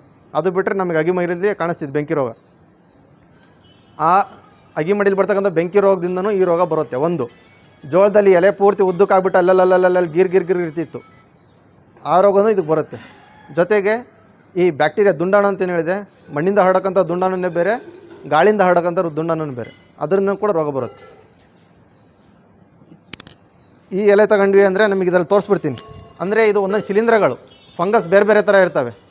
ಈಗ ನಮ್ಗೆ ಹಿಂಗಾರ ಒಣಗ ರೋಗ ಬರುತ್ತಲ್ಲ, ಅಡಿಕೆ ಗಿಡದಲ್ಲಿ ನಮಗೆ ದೊಡ್ಡ ಚಿಹ್ನೆ ಇರ್ತಕ್ಕಂಥ ಚುಕ್ಕೆಗಳು ಇರ್ತವೆ, ಅದು ಬೇರೆ ಜಾತಿಗೆ ಸೇರಿದವು. ಈಗ ನಮಗೆ ಕಣ್ಣಿಗೆ ಕಾಣಲ್ಲ. ಎಲೆ ಚುಕ್ಕೆ ರೋಗ ಆಗಿರ್ಬೋದು, ಬೆಂಕಿ ರೋಗ ಏನು ಬರ್ತವೆ, ಫಂಗಸ್ಸಿಂದ ಬರ್ತಂಥವು. ಒಂದೊಂದು ಬೇರೆ ಬೇರೆ ವಿಭಿನ್ನ ಜಾತಿಗಳಿದೆ. ಪೈರಿಕ್ಯುಲೇರಿಯಾ ಅಂತ ಒಂದು ಜಾತಿ ಇರುತ್ತೆ, ಕೊಲ್ಟೋಟ್ರೈಕಮ್ ಅಂತ ಒಂದು ಜಾತಿ ಇರುತ್ತೆ, ಹೆಲ್ಮೆಂಥೋಸ್ಪೋರಿಯಮ್ ಅಂತ ಒಂದು ಜಾತಿ ಇರುತ್ತೆ. ಈ ಥರ ಫಿಲೋಸ್ಟಿಕ್ಟಾ, ಪೆಸ್ಟುಲೋಸಿಯಾ ಅಂತ ಜಾತಿಗಳಿರುತ್ತೆ. ಅದರದ್ದು ಒಂದೊಂದು ಜಾತಿದೂ ಒಂದೊಂದು ಥರ ವಿಚಿತ್ರವಾಗಿ ಚುಕ್ಕೆಗಳು ಮೂಡಿಸುತ್ತೆ. ಈಗ ನಾವು ಬೆಂಕಿ ರೋಗ ಬಿದ್ದಿದೆ, ಹಳೆ ಬೆಂಕಿ ಹೋದ ಕಾಲದಿಂದ ಮೊದಲಿಂದ ಶುಂಠಿ ಯಾವಾಗಿಂದ ಹಾಕ್ತಿದ್ದೀರಾ ಅವಾಗೆಲ್ಲ ಬೆಂಕಿ ರೋಗ ಇತ್ತು. ಹೆಂಗಿರ್ತಿತ್ತಪ್ಪ, ಎಲೆ ಸುಟ್ಟಂಗೆ ಆಗೋದು, ಉದ್ದುದ್ದಕ್ಕೆ ಆಗ್ಬಿಟ್ಟು, ಇಲ್ಲ ತುದಿಯಿಂದ ಬ್ಲೈಟ್ ಆದಂಗೆ ಆಗ್ಬಿಟ್ಟು, ಅಂದರೆ ಒಣಕ್ಕಂತ ಬರೋದು, ಇಲ್ಲಾಂದರೆ ಪೂರ್ತಿ ಬಾದಾಮಿ ಬಣ್ಣ ಹೊರಗಡೆ, ಒಳಗಡೆ ಬಿಳಿ ಬಣ್ಣ ಇರ್ತಿತ್ತು. ಇದು ಮೊದಲಿಂದನೇ ಇರ್ತಿತ್ತು. ಇದು ಫಿಲೋಸ್ಟಿಕ್ಟಾ ಅಂತ ಹೇಳ್ಬಿಟ್ಟು, ಅಥವಾ ಪೆಸ್ಟುಲೋಸಿಯಾ ಅಂತ ಏನು ಹೇಳ್ತೀವಿ, ಇದರಿಂದ ಬರ್ತಕ್ಕಂಥ ರೋಗ. ಅದು ಇವಾಗೇನಾಗಿದೆ, ಸ್ಟಾರ್ಟಿಂಗಲ್ಲಿ ನಮಗೆ ಈ ಥರ ಕಾಣಿಸುತ್ತೆ. ಇದರಲ್ಲಿ ನೋಡ್ಬೋದು ನೀವು, ಬೆಳ್ಬೆಳ್ಳು ಕಾಣುತ್ತೆ. ಇಲ್ಲಿ ಒಂಥರ ಖಾಲಿ, ಅಂದರೆ ನೀರಿಂದ ಒದ್ದೆ ಆದ ಥರ ಕಾಣಿಸುತ್ತೆ. ಒಂದು ಹನಿ ಬಿಳಿ ಪೇಪರ್ ಮೇಲ್ಗಡೆ, ಹಳದಿ ಪೇಪರ್ ಮೇಲ್ಗಡೆ ನೀವು ಒಂದು ಹನಿ ಸಣ್ಣ ಎಣ್ಣೆ ಹಾಕಿದ್ರಿ ಅಂದರೆ ಹೇಗೆ ಕಾಣುತ್ತಲ್ಲ, ಆ ಥರ ಇರುತ್ತಲ್ಲ, ಆ ಥರ ಕಾಣಿಸುತ್ತೆ. ಇದು ಫಸ್ಟು, ಇಲ್ಲಿದೆ ಅಲ್ಲ, ಅದು ಫಸ್ಟು. ನಂತರದಲ್ಲಿ ಅದ್ರ ಒಳಗಡೆ ಕಪ್ಪು ಮಚ್ಚೆ ಬರುತ್ತೆ. ಈ ಒಂದು ಮಚ್ಚೆ ಏನಿದೆಯಲ್ಲ, ಇದು ಒಂದು ಗಿಡನ ಸಂಪೂರ್ಣವಾಗಿ ಅಂದರೆ ರೋಗ ತರೋದಕ್ಕೆ ಇದೊಂದು ಮಚ್ಚೆ ಸಾಕು. ಯಾಕೆಂದರೆ ಇದೊಂದು ಮಚ್ಚೆ ಒಳಗಡೆ ಲಕ್ಷಾಂತರ ಫಂಗಸ್ಗಳಿರ್ತವೆ, ಶಿಲೀಂಧ್ರಗಳಿರ್ತವೆ. ಏನು ಬ್ರೆಡ್ ತಗೊಂತೀರ, ಬ್ರೆಡ್ಡಿನ ಮೇಲ್ಗಡೆ ಒಂದು ಬೂಸ್ಟ್ ಬೆಳೆದಿರ್ತಲ್ಲ, ಆ ಒಂದು ಬೂಸ್ಟು ಇಡೀ ಒಂದು ಬ್ರೆಡ್ ಪ್ಯಾಕ್ನ ಹಾಳು ಮಾಡೋ ಥರ ಎಷ್ಟು ಸಾಮರ್ಥ್ಯ ಇರುತ್ತಲ್ಲ, ಆ ಥರ ಇರುತ್ತೆ. ಇದು ಒಂದು ಚುಕ್ಕೆ ಒಂದು ಗಿಡನ ಹಾಳು ಮಾಡುತ್ತೆ. ಈ ಒಂದು ಗಿಡಕ್ಕೆ ಬಂದಿರೋದು 1 ಎಕರೆನ ಹಾಳು ಮಾಡೋಷ್ಟು ಕೆಪಾಸಿಟಿ ಇರುತ್ತೆ. ಇದು ಫಸ್ಟು. ನಿಮ್ಮ ಈಗ ಏನಾಗಿದೆ ಅಂದರೆ ಈ ರೋಗಗಳಿದ್ದಾವೆ, ಗಿಡ ಇದ್ದಾವೆ, ಆದರೆ ಎಲ್ಲ ಟೈಮಲ್ಲಿ ಈ ರೋಗ ಬರೋಲ್ಲ. ಯಾವಾಗ ಅದಕ್ಕೆ ತನಗೆ ಪೂರಕವಾದಂಥ ವಾತಾವರಣ ಬೇಕು. ಶುಂಠಿ ಹಾಕಿ 45 ದಿವಸಕ್ಕೆ 3 ಎಲೆ 4 ಎಲೆ 5 ಎಲೆ ಇದ್ದಾಗ ಈ ರೋಗ ಕಾಣಿಸಲ್ಲ. ಯಾಕೆಂದ್ರೆ ಅವಾಗ ಬೇಸಿಗೆ ಇರುತ್ತೆ, ಅವಾಗಿನ ಅಡ್ಮಳೆಗಳು ಒಂದೊಂದೆರಡು ಆಗ್ತಿರುತ್ತೆ, ವಾತಾವರಣ ಇರಲ್ಲ. ಸಂಪೂರ್ಣವಾಗಿ ಮೋಡ ಕವಿದ ವಾತಾವರಣ, ದಿನಕ್ಕೊಂದು 2 ರಿಂದ 3 ತಾಸು ಸಣ್ಣಕ್ಕೆ ಇಬ್ನಿ ಥರನೇ ಮಳೆ ಬಂದು ಇಮಿಡಿಯೇಟ್ ನೆಕ್ಸ್ಟ್ ಬಿಸಿಲು ಬಿತ್ತು. ಒಂಥರ ಹೇಗೆ ಅಂದರೆ ತುಂಬ ಬೆಚ್ಚನೆ ವಾತಾವರಣ ಯಾವಾಗಿರುತ್ತೆ, ಒಂಥರ ವಾತಾವರಣ ಇದ್ದಾಗ ಈ ಶಿಲೀಂಧ್ರಗಳು ಜಾಸ್ತಿ ಆಗುತ್ತೆ. ಒಂದಿದ್ದು 90 ಆಗುತ್ತೆ. ವಾತಾವರಣ ಇಲ್ದಾಗ ಏನಾಗುತ್ತಪ್ಪ ಅಂದರೆ ಒಂದಿದ್ದು ಒಂದೇ ಆಗುತ್ತೆ. ಇವು ಹೇಗೆ ಅಂದರೆ ಈ ವಾತಾವರಣ ಏನಿದೆಯಲ್ಲ, ಇದ್ರ ಜೊತೆಗೆ ಇಬ್ನಿ ಕುಡಿದ ವಾತಾವರಣನೂ ಕೂಡ ಇದು ಜಾಸ್ತಿ ಮಾಡುತ್ತೆ. ಇಬ್ನಿ ಕುಡಿದ ವಾತಾವರಣ ಈಗಿಲ್ಲ. ಈಗೇನು ಈ ರೋಗ ಲಾಸ್ಟ್ ಇಯರ್ ಬಂದಿತ್ತು ಅಂತ ಏನು ಹೇಳ್ತಿದ್ರು, ಕೊಡಗು ಮತ್ತು ಮಡಿಕೇರಿ, ಮೈಸೂರು, ಪಿರಿಯಾಪಟ್ಟಣ ಆ ಕಡೆ ಭಾಗದಲ್ಲಿ ಲಾಸ್ಟ್ ಇಯರೇ ಬಂದಿತ್ತಿದ್ದು. ಇದಕ್ಕೆ ಈ ವಾತಾವರಣಕ್ಕಿಂತ ಇಬ್ನಿಯಿಂದ ಕೂಡಿರುತ್ತಲ್ಲ ವಾತಾವರಣ, ಅಕ್ಟೋಬರ್, ನವಂಬರ್, ಡಿಸೆಂಬರಲ್ಲಿ ನಮಗೇನಿರುತ್ತಲ್ಲ ಆ ವಾತಾವರಣ ತುಂಬ ಪೂರಕವಾಗಿದೆ. ಅವಾಗ ಇದಕ್ಕಿಂತ ಸ್ವಲ್ಪ ಜಾಸ್ತಿನೇ ಇರುತ್ತೆ. ಏನು ಹೇಳ್ತಿದ್ದೀನಪ್ಪ ಅಂದರೆ ಈ ರೋಗ ಇವತ್ತೊಂದು ಔಷಧಿ ಹೊಡೆದ್ರೆ ಹೋಗುತ್ತೆ ಅಲ್ಲ. ಇದು ನೀವು ಶುಂಠಿ ಅಲ್ಲಿ ತನಕ ಬೀಳುತ್ತಲ್ಲ, 8 ತಿಂಗಳು ತುಂಬಿ ಬೀಳುತ್ತಲ್ಲ, ಶುಂಠಿ ಒಣಗಿ ಬೀಳುತ್ತಲ್ಲ, ಅಲ್ಲಿವರೆಗೂ ರೋಗ ಬರುತ್ತೆ. ಮುಂದುವರೆದು ಈ ರೋಗ ಬೀಜದಿಂದನೂ ಕೂಡ ಹರಡುತ್ತೆ. ಬೀಜಕ್ಕೂ ಬರೋಲ್ಲ ಅಂತ ಇದು. ಯಾಕೆಂದರೆ ನೀವು ಬೀಜ ತೆಗೆದು ಏನಾಗ್ತಿರಲ್ಲ ಅದರಲ್ಲೂ ಕೂಡ ಇರುತ್ತೆ. ನಿಮಗೆ ಆವಾಗ ಏನಾಗುತ್ತಪ್ಪ ಅಂದರೆ ಸ್ಟಾರ್ಟಿಂಗಿಂದನೇ ರೋಗ ಬರೋಕ್ಕೆ ಸ್ಟಾರ್ಟ್ ಆಗುತ್ತೆ. ಆದ್ದರಿಂದ ಈ ಥರ ವಾತಾವರಣ ಇದ್ದಾಗ ಏನು ಮಾಡಬೇಕಪ್ಪ ಅಂದರೆ ಮುಂದೆ ರೋಗ ಬರುತ್ತೆ ಅನ್ನೋದಕ್ಕಿಂತ ಮುಂಚೆನೇ ನೀವು ಪ್ರಿವೆಂಟಿವ್ ಸ್ಪ್ರೇ ಮಾಡ್ಕೊಬೇಕಾಗುತ್ತೆ. ಯಾಕೆ ಅಂದರೆ ನೀವು ಒಂದು ಸತಿ ಬಂದ ಮೇಲೆ ಈ ಚುಕ್ಕೆ ಬಿದ್ದ ಮೇಲೆ ಹೇಳಿದೆ, ಒಂದು ಸಂಪೂರ್ಣ ಎಲೆನ ಸಾಯಿಸುತ್ತೆ. ಎಲೆಯಿಂದ ಆಗಿಬಿಟ್ಟು ಈ ಸುಳಿ ಏನಿದೆಯಲ್ಲ, ಸುಳಿನೇ ಸತ್ತೋದಂಗೆ ಆಗಿಬಿಡುತ್ತೆ. ನೀವು ಈ ಗಿಡದ ಸುಳಿ ನೋಡ್ಬೋದು. ರೈತರು ಹೇಳಿದರು, ಈ ಎಲೆಗಿದ್ದಾಗ ಔಷಧಿ ಹೊಡೆದ ಬಂದಿರೋದಂಥದ್ದು ನೆಕ್ಸ್ಟು ಹೊಡೆದ್ಮೇಲೆ ಬಂದಿರೋದು ಈ ಎಲೆ ಸುಳಿ ಚೆನ್ನಾಗೇ ಬಂದಿದೆ. ಇಷ್ಟು ರೋಗ ಜಾಸ್ತಿ ಆದಮೇಲೆ ಏನಾಗುತ್ತೆ, ನಂತರ ಬರೋ ಎಲೆಗಳೆಲ್ಲ ಸುಳಿಗಳೆಲ್ಲ ಸಾಯ್ತಾ ಹೋಗುತ್ತೆ. ಈ ಸುಳಿ ನೋಡಿರಿ.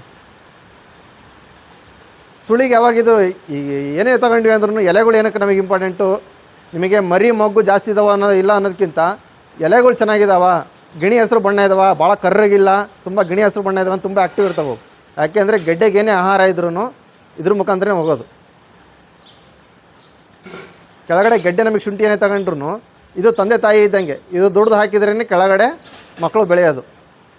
ಆದ್ದರಿಂದ ಇದಕ್ಕೆ ಈಗ ಪ್ರಿವೆಂಟಿವ್, ಈಗ ನಾಳೆ ಈಗ ಬಂದಿದೆ, ಎಲ್ಲೋ ಒಂದು ಕಡೆ ಬಂದಿದೆ ಅಂದರೆ ನಿಮ್ಮದ್ರಲ್ಲಿ ಎಲ್ಲೋ ಒಂದು ಕಡೆ ಸ್ವಲ್ಪ ಕಾಣಿಸ್ತು ಅಂದರೆ ಇಮಿಡಿಯೇಟಾಗಿ ನೀವು ಸ್ಪ್ರೇ ಮಾಡ್ಕೊಳ್ಳೇಬೇಕಾಗುತ್ತೆ. ಇದನ್ನು ಹೊರತು ಮತ್ತು ಬೇರೆ ಇನ್ಯಾವುದೇ ಇದಂತ ಇರೋಲ್ಲ. ಜೊತೆಗೆ ನೀವು ಬೀಜ ನಾಟಿ ಮಾಡ್ಕೊಳ್ಳೋಕ್ಕಿಂತ ಮುಂಚೆ ಈಗ ಏನಾಗುತ್ತಪ್ಪ ಅಂದರೆ 3 ಅಡಿ ಬೆಡ್ ಮಾಡ್ಕೊಂಡಿರ್ತೀರ, 3.5 ಅಡಿ ಬೆಡ್ ಮಾಡೋರು ಇದ್ದಾರೆ, 4.5 ಅಡಿ ಬೆಡ್ ಮಾಡಿಬಿಟ್ಟು 3 ಬೀಜ ಹಾಕೋರಿದ್ದಾರೆ, 4 ಅಡಿ 3.5 ಅಡಿ ಬೆಡ್ಡಿಗೆ 3 ಬೀಜದ ಮಡಿ ಮಾಡ್ಕೊಳ್ಳೋರು ಇದ್ದಾರೆ. ಏನಾಗುತ್ತಪ್ಪ ಅಂದರೆ ಸ್ವಲ್ಪ ಆದಷ್ಟು ಮಡಿ ಮಧ್ಯೆ ಸ್ವಲ್ಪ ಗ್ಯಾಪ್ ಕೊಡಿ. 3.5 ಅಡಿ ಅಥವಾ 3.6, 3 ಅಡಿ 6 ಇಂಚು ಆ ಥರ ಸ್ವಲ್ಪ ಅಗಲ ಬಡಿ ಮಾಡ್ಕೊಂಡ್ರಿ ಅಂದರೆ ನಿಮಗೆ ಮಡಿ ಕೂಡ್ಕೊಳ್ಳೋದು ಮುಖ್ಯ ಅಲ್ಲ. ಮಳೆ ಬಂದಾಗ ನೆಲ ಬೇಗ ಆರ್ಕೊಳ್ಳುತ್ತೆ ಅನ್ನೋದು ತುಂಬ ಮುಖ್ಯ. ಮಳೆ ಬಂದರೂ ಬರಲಿಲ್ಲ ಅಂದ್ರೆ ನಾವು ನೀರು ಹೊಡಿತೀವಿ. ಡ್ರಿಪ್ ಹಾಕಿ ಬೆಳೆಯೋರು ತುಂಬ ವಿರಳ, ತುಂಬ ಕಡಿಮೆ ಜನ ಇದ್ದಾರೆ. ಎಲ್ಲ ಜಟ್ಟಲ್ಲೇ ಮಾಡೋದ್ರಿಂದ ಈ ಆರ್ದ್ರತೆ ಅಂತ ಹೇಳ್ತೀವಿ, ಬೆಚ್ಚನೆ ವಾತಾವರಣ, ಇದು ರೋಗಕ್ಕೇನು ಜಾಸ್ತಿ ಆಗೋದಕ್ಕೆ ಬೇಕಾಗುತ್ತಲ್ಲ, ಅದು ನಾವು ಕೊಡ್ತಕ್ಕಂಥ ನೀರು, ನಾವು ಹಾಕ್ತಕ್ಕಂಥ ಮಡಿಗಳು ಅಂತರ ಮತ್ತು ಬೀಜದಿಂದ ಬೀಜಕ್ಕೆ ಏನು ಅಂತರ ಕೊಟ್ಟಿರ್ತೀವಿ ಅದ್ರ ಮೇಲೆ ನಿಂತಿರುತ್ತೆ. ನಾವು ಬೀಜಕ್ಕೆ ಏನು ಮಾಡ್ತೀವಿ, ಮುಕ್ಕಲ್ ಅಡಿಗೆ ಒಂದೊಂದು 9 ಇಂಚು 10 ಇಂಚಿಗೆ ಒಂದೊಂದು ಬೀಜ ಕೂರಿಸ್ತೀವಿ. 18 ಅಡಿ ಮಡಿ ತಗೊಂಡ್ರಿ ಅಂದರೆ ಟ್ರೈನ್ ತೆಗೆದ್ಬಿಟ್ಟು 16 ಅಡಿ ಮಡಿ ಉಳಿತು ಅಂದರೆ ನಿಮಗೆ ಬೆಡ್ಡಿನ ಮೇಗಡೆ 35 ಬೀಜ ಕೂರಿಸ್ತೀರಿ. ಗಾಳಿಯಲ್ಲಿ ಆಡಬೇಕು, ಗಾಳಿಯಲ್ಲಿ ಹೋಗಬೇಕು, ನೆಲ ಎಲ್ಲ ಹರ್ಕೊಬೇಕು. ನೀವು ನೀರು ಕೊಡೋದೇನು ಕೊಡ್ತೀರಿ, ಈಗ ಮಳೆಗಾಲ ಮುಗಿತಿದ್ದಂಗೆ ಸೆಪ್ಟೆಂಬರಿಂದ ಮತ್ತೆ ನೀರು ಕೊಡೋ ಸ್ಟಾರ್ಟ್ ಮಾಡ್ತೀರಾ. 2 ದಿವಸಕ್ಕೆ ಒಂದು ಸತಿ ನೀರು ಹೊಡೆದೇ ಹೊಡಿತೀರಲ್ಲ, ದಿನಕ್ಕೊಂದು ಸತಿ 5 ನಿಮಿಷ 10 ನಿಮಿಷ ಅಂದ್ರೆ ನೀರು ಹೊಡೆದೇ ಹೊಡಿತೀರ. ನೀವು ಕೊಟ್ಟಂಗೆ ಏನಾಗುತ್ತೆ, ನೆಲ ಹಾರ್ಕೊಳ್ಳಲ್ಲ, ಹಸಿ ಅಂಶ ಏನಿರುತ್ತಲ್ಲ ಹಾಗೇ ಇರುತ್ತದು, ಕಾವಾಡೋಕ್ಕೆ ಸ್ಟಾರ್ಟ್ ಆಗುತ್ತದೆ ಮತ್ತೆ. ಆದ್ದರಿಂದ ನೀವು ಬೀಜ ಇಡಬೇಕಾದ್ರೆ ಸ್ವಲ್ಪ ಗಾಳಿ ಮುಖದಲ್ಲಿ ಇಡ್ತಿದ್ದೀರ ಅಂದರೆ ಸ್ವಲ್ಪ 10 ಇಟ್ಟರು ನಡೆಯುತ್ತೆ. 11 ಇಂಚು 10 ಇಂಚಿಗೆ ಆಪೋಸಿಟಾಗಿ ಇಡ್ತೀರಾ, ಉತ್ತರ ದಕ್ಷಿಣ ಇಡ್ತೀರಾ ಅಂದರೆ ಸ್ವಲ್ಪ ಬೀಜ ನೀವು ಅಂಗಳ ಮಾಡಿಡ್ರಿ. ಯಾಕೆ ಅಂದರೆ ಅಂಗಳ ಮಾಡಿಟ್ರಿ ಬೀಜ ಕಡಿಮೆ ಹಾಕಿದ ತಕ್ಷಣ ನಿಮಗೆ ಇಳುವರಿ ಕಡಿಮೆ ಆಗುತ್ತೆ ಅನ್ನೋ ಸುಳ್ಳು. ನಿಮ್ಮ ಶುಂಠಿಗೆ ಎಲ್ಲಿ ತನಕ ಗಾಳಿ ಚೆನ್ನಾಗಿ ಆಡುತ್ತಲ್ಲ ಅಲ್ಲಿ ತನಕ ಇಳುವರಿ ಬಂದೇ ಬರುತ್ತೆ. ಹೌದಾ? 10 ಇಟ್ಬಿಟ್ಟು ನಾವು 20 ಚೀಲ ಬದಲು 25 ಚೀಲ ಬೀಜ ಹಾಕಿದ್ದೀವಿ ಅಂದರೆ ನಿಮಗೆ 400 ಚೀಲ ಶುಂಠಿ ಬರೋಲ್ಲ, ರೋಗನೇ ಜಾಸ್ತಿ ಬಂದಿರುತ್ತಲ್ಲಿ. ನೀವು 20 ಚೀಲ ಅಲ್ಲ 15 ಚೀಲ ಶುಂಠಿ ಹಾಕಿದೆ ಅಂದರೆ ನೀವು 400 ಚೀಲ ಶುಂಠಿ ತೆಗಿಬೋದು ವಿತ್ ಸ್ವಲ್ಪ ಕಡಿಮೆ ಔಷಧಿಗಳು ಬಳಸ್ಬಿಟ್ಟು. ಯಾಕೆ ಅಂದರೆ ಎಲ್ಲಿ ತನಕ ನಮಗೆ ಶುಂಠಿ ಬೇಗ ನೆಲ ಆರ್ಕಾಯಿ ಬರುತ್ತಲ್ಲ ಅಲ್ಲಿವರೆಗೂ ರೋಗಗಳು ಕಂಟ್ರೋಲಿಗೆ ಬರುತ್ತೆ. ಇದೊಂದು. ನೆಕ್ಸ್ಟ್ ನೀವು ಬೀಜ ಹಾಕೋಕ್ಕಿದ್ದೆ ಈ ವರ್ಷ ಏನಾಗಿದೆ, ಹೋದ ವರ್ಷನೇ ಬಂದಿತ್ತು ಈ ರೋಗ, ಬಟ್ ಇಲ್ಲಿಗೆ ಬಂದಿರಲಿಲ್ಲ ಅಷ್ಟೇ. ಹೋದ ವರ್ಷ ಜಾಸ್ತಿ ಮಳೆ ಆಗಿರೋದ್ರಿಂದ, ಜಾಸ್ತಿ ಪ್ರದೇಶ ಇರೋದ್ರಿಂದ ಈಗ ಒಬ್ಬರು ಸ್ಪ್ರೇ ಮಾಡ್ಕೊಂಡ್ರು ಯಾರೋ ಒಬ್ರು ಮಾಡದೇ ಇದ್ರೂ ಅವ್ರ ತೋಟದಲ್ಲಿ ಬದುಕಿರುತ್ತೆ. ನೀವು 10 ದಿವಸ 20 ದಿವಸ ಆದಮೇಲೆ ನಿಮ್ಮ ಔಷಧಿ ಪವರ್ ಗಿಡದಲ್ಲಿ ಕಮ್ಮಿ ಆದ ತಕ್ಷಣ ಮತ್ತೆ ನಿಮ್ಮ ಗದ್ದೆ ಬಂದು ಕೂತ್ಕೊಳ್ಳುತ್ತೆ. ಈಗ ಮಳೆ ಬರ್ತಿದೆ, ಮಳೆ ಗಾಳಿ ಹೋಗ್ತಿರುತ್ತಲ್ಲ, ಗಾಳಿ ವೇಗ 30 km/h ಅಂತ ಹೇಳ್ತಾರೆ. ಒಂದು ಗಿಡದಲ್ಲಿ ಇರ್ತಕ್ಕಂಥ ಒಂದು ಚುಕ್ಕಿ 30 ಕಿಲೋಮೀಟ್ರ್ ತನಕ ತನ್ನ ರೋಗ ಬಿಡ್ಕೊಂತ ಹೋಗ್ಬೋದು, ಅಷ್ಟು ಕೆಪಾಸಿಟಿ ಇರುತ್ತೆ ಇದಕ್ಕೆ. ಗಾಳಿಯಿಂದ ಹರಡೋಕ್ಕಂಥ ರೋಗಗಳು ತುಂಬ ಡೇಂಜರಸ್ ಅಂತ ಹೇಳ್ತೀವಿ. ಮಣ್ಣಿಂದ ಹರಡೋ ಅಂದರೆ ಗೊತ್ತಾಗ್ಬಿಡುತ್ತೆ. ನಾವು ನೀರಲ್ಲಿ ಬಿಟ್ಟಿಲ್ಲ ಅಂದರೆ, ಬಾಡ್ಕೊಳೆ ಬಂದಿರೋ ಕಡೆ ನಾವು ನೀರು ಹಾಸಿಲ್ಲ, ನೀರೆಲ್ಲ ಫುಲ್ ಕಂಪ್ಲೀಟ್ ನಿಲ್ಲಿಸಿದ್ದೀವಿ, ನೀರು ಅದರಿಂದ ಮುಂದೆ ಹರಿದು ಹೋಗ್ತಿಲ್ಲ ಅಂದರೆ ನಿಮಗೆ 50% ಬಾಡ್ಕೊಳೆ ಕಂಟ್ರೋಲ್ ಆಗುತ್ತೆ ಅಂತ ನಾವು ಹೇಳ್ಬೋದು. ಬಟ್ ಇವು ಹಂಗಲ್ಲ, ಗಾಳಿ ಯಾವ ಕಡೆ ಬೀಸುತ್ತೋ ಆ ಕಡೆ ವಾಲ್ಕೊಂಡು ಹೋಗ್ತಿರ್ತಾವೆ. ಆದ್ದರಿಂದ ಪ್ರಿವೆಂಟಿವ್ ಆಗಿ ನೀವು ಸ್ಪ್ರೇ ಮಾಡ್ಕೊಳ್ಳಿ. ಜೊತೆಗೆ ಈ ಔಷಧಿಗಳು ಏನಿದ್ದಾವೆ, ಇತ್ತೀಚೆಗೆ ಬಂದಿರತಕ್ಕಂಥ ಔಷಧಿಗಳಲ್ಲಿ ಟ್ರಯೋಜೋಲ್ ಔಷಧಿಗಳು ಅಂತ ಹೇಳ್ತೀವಿ. ಟೆಬುಕೊನಜಾಲ್, ಪ್ರಾಪಿಕೊನಜಾಲ್, ಎಕ್ಸಾಕೊನಜಾಲ್, ಡೈಫೆನ್ಕೊನಜಾಲ್ ಅಂತ ಹೇಳ್ಬಿಟ್ಟು ಈ ಔಷಧಿಗಳು, ಜೊತೆಗೆ ಕಾರ್ಬನ್ಡೈಸಮ್ ಅಂತ ಸಿಗುತ್ತೆ, ಬ್ಯಾವೆಸ್ಟಿನ್ ಅಂತ ಕೇಳ್ತೀರಾ. ಈ ಔಷಧಿಗಳೆಲ್ಲ ಇದಕ್ಕೆ ತುಂಬ ಚೆನ್ನಾಗಿ ಕೆಲಸ ಮಾಡುತ್ತೆ. ಮ್ಯಾಂಕೋಜೆಬ್ ಆಗಿರ್ಬೋದು, ಜಿನೆಬ್ ಆಗಿರ್ಬೋದು, ಅಥವಾ ಟ್ರೈಸೈಕ್ಲೋಜಾಲ್, ಬೀಮ್ ಅಂತ ನೋಡ್ತಿದ್ರು ಭತ್ತಕ್ಕೆ, ಅದೆಲ್ಲ ಚೆನ್ನಾಗಿ ಕೆಲಸ ಮಾಡುತ್ತೆ. ಈ ಔಷಧಿಗಳು ಏನೇನು ಹೇಳಿದೆ, ಇದು ಅದರಲ್ಲಿರ್ತಕ್ಕಂಥ ಮೂಲ ಔಷಧಿ. ನೀವು ಡೋಲೋ ಔಷಧಿ ತಗೊಂಡ್ರಿ ಅಂದರೆ ಪ್ಯಾರಾಸಿಟಮಾಲ್ ಅಂತ ಅದರಲ್ಲಿರುತ್ತೆ. ಪ್ಯಾರಾಸಿಟಮಾಲ್ ಗೊತ್ತಿರಲ್ಲ ಜನಕ್ಕೆ, ಡೋಲೋ ಅಂತ ಗೊತ್ತಿರುತ್ತೆ. ಡೋಲೋ ಅನ್ನೋದು ಕಂಪ್ನಿ ನೇಮ್. ಇದು ಹೇಳಿದ್ನಲ್ಲ, ಟೆಬುಕೊನಜಾಲ್, ಪ್ರಾಪಿಕೊನಜಾಲ್, ಎಕ್ಸಾಕೊನಜಾಲ್, ಡೈಫೆನ್ಕೊನಜಾಲ್, ಇದಾದರೂ ರೈತರಿಗೆ ಗೊತ್ತಿರಲ್ಲ. ಗೊತ್ತಿರುತ್ತೆ ಅದು ಟಿಲ್ಟ್ ಅಂತ ಗೊತ್ತಿರುತ್ತೆ, ಕಾಂಟಾಫ್ ಅಂತ ಗೊತ್ತಿರುತ್ತೆ, ಬ್ಯೂನಸ್ ಗೊತ್ತಿರುತ್ತೆ, ನೇಟಿವ್ ಗೊತ್ತಿರುತ್ತೆ, ಜೊತೆಗೆ ಸ್ಕೋರ್ ಅಂತ ಗೊತ್ತಿರುತ್ತೆ, ಬೀಮು, ಬ್ಯಾನು, M45 ಇವೆಲ್ಲ ಗೊತ್ತಿರುತ್ತೆ. ಆದರೆ ನೀವು ಯಾವುದೇ ಔಷಧಿ ತಗೊಳ್ಳಿ, ನಾನಾ ಥರದ ಕಂಪ್ನಿಗಳಿದ್ದಾವೆ, ನಾನಾ ಥರದ ಹೆಸರುಗಳಿದ್ದಾವೆ. ಅದರಲ್ಲಿ ಟ್ರೈಸೈಕ್ಲೋಜಾಲ್ ಅಂತ ಇದೆಯಾ, ಇದು ನಿಮ್ಮ ಬೀಮ್ ಔಷಧಿ ಇರ್ತಲ್ಲ, ಅದರದ್ದೇ ಔಷಧಿ ಇರ್ತಕ್ಕಂಥ ಇದೊಂದು ಔಷಧಿ ಅಂತೇಳಿ. ಈ ಔಷಧಿಗಳು ಮೂಲ 4 ಔಷಧಿಗಳು ಏನು ಹೇಳಿದೆ, ಇದ್ರ ಮುಖಾಂತರ ಈ ಸಿಸ್ಟಮಿಕ್ ಔಷಧಿಗಳು ಇವೆಲ್ಲ ಇದನ್ನ ಜೊತೆ ಮಿಕ್ಸ್ ಮಾಡಿಬಿಟ್ಟು ಬೇರೆ ಬೇರೆ ಔಷಧಿಗಳು ಬಂದಿರ್ತವೆ. ಈಗ ನೇಟಿವ್ ಅಂತ ತಗೊಂಡ್ರಿ, ನೇಟಿವ್ ಎಕ್ಸ್ಟ್ರಾ ಸ್ಪ್ರೇ ಮಾಡಿದ್ದೀರಾ, ನೇಟಿವ್ದಲ್ಲಿ ಏನಿರುತ್ತಪ್ಪ, ಇದೇ ಟೆಬುಕೊನಜಾಲ್ ಇರುತ್ತೆ. ರೈತರಿಗೆ ಹೆಂಗೆ ಅನಿಸುತ್ತೆ ಅಂದರೆ, ಅವ್ರು ಯಾವುದೋ ಟೆಬುಕೊನಜಾಲ್ ಹೇಳಿದ್ರೆ ಇದ್ಯಾವುದೋ ಬೇರೆ ಕೊಟ್ಟಾರೆ, ಇವರು ದೊಡ್ಡ ಔಷಧಿ ಕೊಟ್ಟಿದ್ದಾರೆ, ಇದು ಕೆಲಸ ಮಾಡುತ್ತಿಲ್ಲ, ಕೆಲಸ ಮಾಡಿದ್ರು ಅವ್ರು ಹೇಳಿದವರು ಹುಚ್ಚರು, ಅವ್ರು ಹೇಳಿದ ಔಷಧಿ ಕೆಲಸ ಮಾಡಿಲ್ಲ ಅಂತ ಅನಿಸುತ್ತೆ. ಈ ದೊಡ್ಡ ಔಷಧಿ ಅದು ದೊಡ್ಡ ರೇಟ್ ಕೊಟ್ಟು ತಂದಿರ್ತೀವಲ್ಲ, ಅದು ಹೊಡೆದ ತಕ್ಷಣ ಕಮ್ಮಿ ಆಗುತ್ತೆ. ಅವ್ರು ಹೇಳಿದ ಔಷಧಿನೇ ಬೇರೆ, ಇವ್ನು ಕೊಟ್ಟಿದ್ದ ಔಷಧಿ ಬೇರೆ, ಇದು ಚೆನ್ನಾಗಿ ಕೆಲಸ ಮಾಡ್ತಾ ಅವ್ರು ಹೇಳ್ತೇನೆ. ಅದರಲ್ಲಿರೋದು ಇದೆ ಟೆಬುಕೊನಜಾಲ್ 50% ಇರುತ್ತೆ. ನೀವು ಬ್ಯೂನಸ್ ಔಷಧಿ ತಗೊಂಡ್ರಿ ಅಂದರೆ ಟೆಬುಕೊನಜಾಲ್ 38% ಇರುತ್ತೆ. ಫಾಲಿಕ್ಯೂರ್ ತಗೊಂಡ್ರಿ ಅಂದರೆ ಟೆಬುಕೊನಜಾಲ್ 25% ಇರುತ್ತೆ. ನೇಟಿವ್ ತಗೊಂಡ್ರಿ ಅಂದರೆ ಅದ್ರ ಡಬಲ್ಲು ಅದ್ರ ಜೊತೆ ಮತ್ತೆ ಇನ್ನೊಂದಿರುತ್ತೆ. ಆವಾಗ ನಿಮಗೆ ಚೆನ್ನಾಗಿ ಕೆಲಸ ಮಾಡುತ್ತೆ. ಇನ್ನೊಂದು, ಸ್ವಲ್ಪ ಜಾಸ್ತಿ ಔಷಧಿಗಳನ್ನು ಮಿಕ್ಸ್ ಮಾಡೋದನ್ನು ಅವಾಯ್ಡ್ ಮಾಡಿ. ಒಂದು ಡ್ರಮ್ಮಿಗೆ 5,000 ರೂಪಾಯಿ ಔಷಧಿ ಹೊಡೆದ್ರೆ ನಮಗೆ 500 ಚೀಲ ಶುಂಠಿ ಬರುತ್ತೆ ಅನ್ನೋದು ರೈತರಲ್ಲಿರ್ತಕ್ಕಂಥ ಕಲ್ಪನೆ. ಅದು ಹೇಗಾಗಿದೆ ಅಂದರೆ, ನೀವು ಎಷ್ಟು ಔಷಧಿಗಳಿಗೆ ಮಿಶ್ರಣ ಮಾಡ್ತಾ ಹೋಗ್ತೀರ, ಒಂದಕ್ಕೊಂದು ಸೇರಿಸ್ತಾ ಹೋಗ್ತಿರಲ್ಲ, ಅಷ್ಟು ನೀವು ಏನು ಮೂಲ ಔಷಧಿ ಇರುತ್ತಲ್ಲ, ಇದಕ್ಕೆ ಕೆಲಸ ಮಾಡ್ತಕ್ಕಂಥ ಔಷಧಿ ಅದ್ರದ್ದು ಪವರ್ ಕಮ್ಮಿ ಆಗುತ್ತೆ, ಅದ್ರ ಜೊತೆ ಸೇರ್ಕೊಂಡ್ರ ಫ್ರೆಂಡ್ಸು ಹಾಳಾಗ್ತಾರೆ, ಅದ್ರದ್ದು ಪವರ್ ಕಮ್ಮಿ ಆಗುತ್ತೆ. ಆದ್ದರಿಂದ ಈ ರೋಗ ಬಂದಿದೆ ಅಂದರೆ ಟೆಬುಕೊನಜಾಲ್ ಆಗಿರ್ಬೋದು, ಅದು ಟಿಲ್ಟ್ ನಾರ್ಮಲಾಗಿ ಏನು ಹೇಳ್ತೀವಿ ರೈತರು ಇದರಲ್ಲಿ ಅದಾಗಿರ್ಬೋದು, ಅಥವಾ ಬ್ಯೂನಸ್ ಅಂತ ಸಿಗುತ್ತೆ ಅದಾಗಿರ್ಬೋದು, ಅಥವಾ ಅಕ್ರೋಬ್ಯಾಟ್ ಅಂತ ಹೇಳ್ಬಿಟ್ಟು ಸಿಗುತ್ತೆ, ಪ್ರಾಪಿನೆಬ್ ಅಂತ ಹೇಳ್ಬಿಟ್ಟು ಅದಾಗಿರ್ಬೋದು, ಅಥವಾ ಡೈಥೆನ್ M45 ಆಗಿರ್ಬೋದು. ಜೊತೆಗೆ ಬೋಡೋ ದ್ರಾವಣ, ಮೈಲ್ತುದ ಸುಣ್ಣ ಮಿಕ್ಸ್ ಮಾಡ್ಕೊಂಡು ಶುಂಠಿ ಹೊಡೆಯೋರು ಇದ್ದಾರೆ. ಆದರೆ ಈ ಸಮಯದಲ್ಲಿ ಬೇಡ, ಸ್ವಲ್ಪ ಒಂದು 5 ತಿಂಗಳು ದಾಟಲಿ ಶುಂಠಿ, ಸ್ವಲ್ಪ ನಾರಿನಂಶ ಯಾವಾಗ ಸ್ಟಾರ್ಟ್ ಆಗುತ್ತಲ್ಲ ಅವಾಗ ಬೇಕಾದ್ರೆ ಅದು ನೋಡಿದ್ರೆ ನಿಮಗೆ ಚೆನ್ನಾಗಿ ಕಂಟ್ರೋಲ್ ಆಗುತ್ತೆ. ಯಾಕೆಂದರೆ ನೀವು ಇವಾಗೇ ಶುಂಠಿಗೆ ಬೋಡೋದು ಹೊಡೆದ್ರಿ ಅಂದರೆ ಬೆಳೆ ಕುಗ್ಗುತ್ತೆ. ರೈತರು ಬೆಳೀತಿರೋದು ರೋಗ ಎಷ್ಟಾರು ಬರಲಿ, ನಾವು ಹೇಳ್ತೀನಿ, ರೈತರು ಬೆಳೀತಿರೋದು ಅದು ರೋಗ ಎಷ್ಟೇ ಬಂದರೆ ನಾವು ಎದುರಿಸ್ತೀವಿ, ನಮಗೆ ಇಳುವರಿ ಬರಬೇಕು. 350 ಚೀಲದ ಮೇಲೆ ಬಂತು ಅಂದ್ರೆ ನಮಗೆ ಅಂತ ಇದೆ. ಬಟ್ ಈಗ ಏನೇನು ನೀವು ಮಾಡಿದ್ರೂ ಟಾನಿಕ್ಗಳು ಎಷ್ಟು ಯೂಸ್ ಮಾಡ್ತಿರಲ್ಲ, ಅಷ್ಟು ರೋಗ ಹೆಚ್ಚಾಗೋ ಪ್ರಮಾಣ ಜಾಸ್ತಿ ಆಗುತ್ತೆ. ಯಾಕೆಂದರೆ ನಾವು ಪ್ರೋಟೀನ್ ತಗೊಂಡಷ್ಟು ನಮಗೆ ಹೆಂಗೆ ಬಾಡಿ ಬರುತ್ತೋ, ಅವಕ್ಕೂ ಅಮೈನೋ ಆ್ಯಸಿಡ್ಸ್ ಪ್ರೋಟೀನ್ಸ್ ಕೊಟ್ಟಷ್ಟು ಅದಕ್ಕೂ ಬಾಡಿ ಬರುತ್ತೆ, ತುಂಬ ಸ್ಟ್ರಾಂಗ್ ಆಗ್ತಾ ಹೋಗ್ತಾವೆ, ಅವನು ಕಂಟ್ರೋಲ್ ಸಿಗೋದು ಕಡಿಮೆ ಆಗುತ್ತೆ. ಆದ್ದರಿಂದ ಈ ವರ್ಷದ ಪ್ರಸ್ತುತ ವಾತಾವರಣಕ್ಕೆ ನೋಡಿದರೆ ಸ್ವಲ್ಪ ಬಯೋಸ್ಟಿಮ್ಯುಲೆಂಟ್ಸ್ ಅಥವಾ ಏನು ಟಾನಿಕ್ಗಳಿದೆಯಲ್ಲ ಸ್ವಲ್ಪ ಕಡಿಮೆ ಮಾಡಿ. 10 ಚೀಲ ಕಡಿಮೆ ಶುಂಠಿ ಬಂದರೂ ಪರವಾಗಿಲ್ಲ, ರೋಗ ಇಲ್ದಂಗೆ ನೆಮ್ಮದಿಯಾಗಿ ಶುಂಠಿ ಬೆಳೀರಿ. ಇವತ್ತಿನ ಮಳೆ ಈಗ ಹಿರೇಪುಷ ಏನೋ ಸ್ವಲ್ಪ ಕಡಿಮೆ ಇದೆ, ಮಳೆ ಚಿಕ್ಕ ಪುಷ ಏನಂತ ಗೊತ್ತಿಲ್ಲ, ಮಗಿ ಮಳೆ ಏನಂತ ಗೊತ್ತಿರಲಿಲ್ಲ. ನಮ್ಮ ಶುಂಠಿ ಇವತ್ತಿಗೆಲ್ಲ ಇನ್ನೂ 3 ತಿಂಗಳು ಕಂಡುಬಿಡ್ತೀರ ಕೂಸೋದು, ಇನ್ನೂ 6 ತಿಂಗಳು ಬಲಿಬೇಕು ಅಂದ್ರದು 9 ತಿಂಗಳು, ಇನ್ನು 6 ತಿಂಗಳು ಕಾಯ್ಬೇಕು. ನಾವು ಅಲ್ಲಿ ತನಕ ಕಾಪಾಡ್ಕೊಬೇಕು. ನಾವೇನೋ ಇವತ್ತು ಒಂದು 500 ಚೀಲ ಬೇಕು, 400 ಚೀಲ ಬೆಳೆದಿದ್ದಾರೆ ಅಂತ ಹೇಳ್ಬಿಟ್ಟು ನಾವು ಟಾನಿಕ್ಗಳು ಹಾಕಿದ್ವಿ ಅಂದರೆ ರೋಗಗಳು ನಿಲ್ಲಲ್ಲ. ಆದಷ್ಟು ಕಡಿಮೆ ಔಷಧಿ ಬೆಳೀರಿ, ಚೆನ್ನಾಗಿ ಬೆಳೀರಿ. ಯಥೇಚ್ಛವಾಗಿ ಗೊಬ್ಬರ ಹಾಕಿದೆ ಶುಂಠಿ ಬರುತ್ತೆ, ಸುಳ್ಳು. ನಾವು ಗೊಬ್ಬರ ಕೊಟ್ಟಿರೋದನ್ನು ಅದು ತಗೊಳಕ್ಕೆ ಮಣ್ಣೆ ಹತ್ರ ಇರಬೇಕು, ಅದನ್ನು ಕ್ರಿಯೇಟ್ ಮಾಡೋದು ನಾವು ಮಾಡಿರಲಿಲ್ಲ ಅಂದರೆ ಅದನ್ನೇ ಕೊಟ್ಟರು ಸುಳ್ಳಾಗುತ್ತೆ. ಆದ್ದರಿಂದ ಈ ರೋಗ ಬಂದಿರೋದು ಈಗ ನಿಮ್ಮ ಅಕ್ಕಪಕ್ಕದ ಜಮೀನುಗಳಲ್ಲಿ ಬಂದಿತ್ತು ಅಂದರೆ ಇಮಿಡಿಯೇಟಾಗಿ ನೀವು ಸ್ಪ್ರೇ ಮಾಡ್ಕೊಳ್ಳಿ. ಈಗ ಒಂದು ಸ್ಪ್ರೇ ಮಾಡಿದ್ದೀರಾ ಅಂದರೆ ಮಿನಿಮಮ್ ಒಂದು 15 ದಿವಸ ಗ್ಯಾಪ್ ಕೊಡಲೇಬೇಕಾಗುತ್ತೆ. ನೀವು ಒಂದು ಸತಿ ಔಷಧಿ ಹೊಡೆದಿದ್ದೀರಾ, ಅದು ತಪ್ಪು ಔಷಧಿ ಕೊಟ್ಟಿದ್ರು, ಇದ್ರದ್ದಲ್ಲ ಕೊಳೆ ರೋಗದ ಔಷಧಿ ಕೊಟ್ಟಿದ್ರು ಅಂದರೆ ಇದಕ್ಕೆ ಮತ್ತೆ ಔಷಧಿ ಹೊಡಕ್ಕೆ ಹೋದ್ರಿ ಅಂದರೆ ಎಡವುತ್ತೀರ, ಸ್ಕಾರ್ಚಿಂಗ್ ಆಗುತ್ತೆ, ಬರ್ನಿಂಗ್ ಆಗುತ್ತೆ, ಗಿಡ ಮತ್ತೆ ಇನ್ನೂ ಕುಗ್ಗುತ್ತೆ. ಆದ್ದರಿಂದ ನೀವು ಹೊಡೆಯೋ ಔಷಧಿಲಿ ನೀವು ಕೊಳೆ ಔಷಧಿಗೆ ಏನು ಹೊಡಿತಿದ್ದಾರಲ್ಲ, ಯಾವುದು ಬೇರೆ ಬೇರೆ ಔಷಧಿಗಳಿದ್ದಾವೆ, ಮೆಟಲಾಕ್ಸಿಲ್ಲು, ಮ್ಯಾಂಕೋಜೆಬ್ಬು, ಬೇರೆ ಬೇರೆ ಔಷಧಿಗಳೆಲ್ಲ ಇದ್ದಾವೆ, ಫಾಸಿಟಲ್ ಅಲ್ಯೂಮಿನಿಯಂ ಅವೆಲ್ಲ ಇದ್ದಾವೆ. ಆ ಔಷಧಿಗಳು ಇದಕ್ಕೆ ಕೆಲಸ ಮಾಡಲ್ಲ. ನೀವು ಭತ್ತಕ್ಕೇನು ಭೀಮು, ಪಾಲಿಕ್ಯೂರು, ಟಿಲ್ಟು ಇವೆಲ್ಲ ಏನು ಹೊಡಿತೀರಿ, ಬೆಂಕಿ ರೋಗಕ್ಕೆ ಅದೇ ಹೊಡಿತಿದ್ರಲ್ಲ ಆ ಔಷಧಿಗಳು ಇದಕ್ಕೆ ಕೆಲಸ ಮಾಡ್ತವೆ. ಯಾಕೆಂದ್ರೆ ಅದೇ ಬೇರೆ ವಿಭಿನ್ನ ಜಾತಿ, ಇದೇ ಬೇರೆ ವಿಭಿನ್ನ ಜಾತಿ.